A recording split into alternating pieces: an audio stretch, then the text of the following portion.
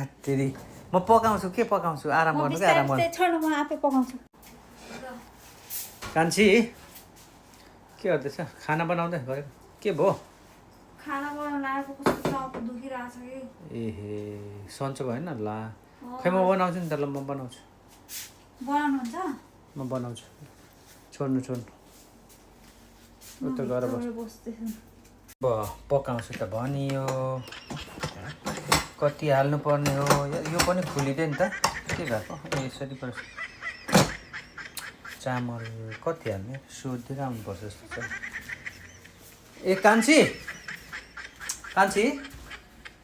चामल कति हाल्नुपर्ने हौ चामल के चामल हो 3 टोकरी हाल्नु न 3 टोकरी 3 टोकरी भन्नुहोस्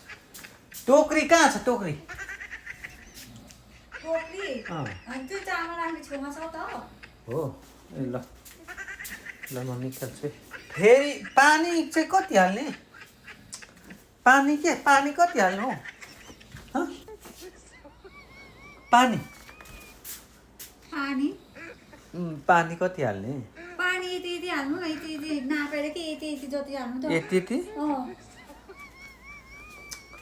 अँ तेरिका यति भने छ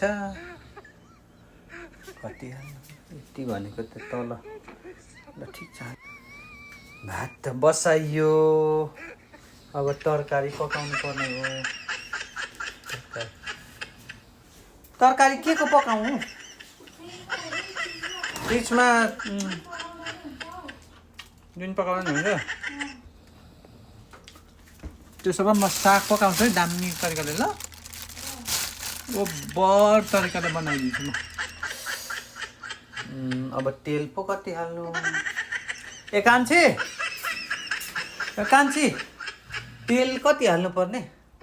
कति हाल्नु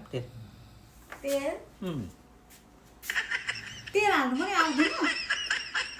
आउँछ नि तेल त्यहाँ छ तर कति हाल्ने क्या मेरो टाउको दुखेर म आफै पकाउँछु हत्तेरी म पकाउँछु के पकाउँछु आराम गर्नु के आराम गर्नु छोड्नु म आफै पकाउँछु एकचोटि भात पकाउनु पऱ्यो चाहिँ खालि के सोधेर झन् टाउको दुखेको माथि मेरो टाउको मात्रै दुखेर आइसक्यो अनि म आफै पकाउँछु खाना गएर बस्नु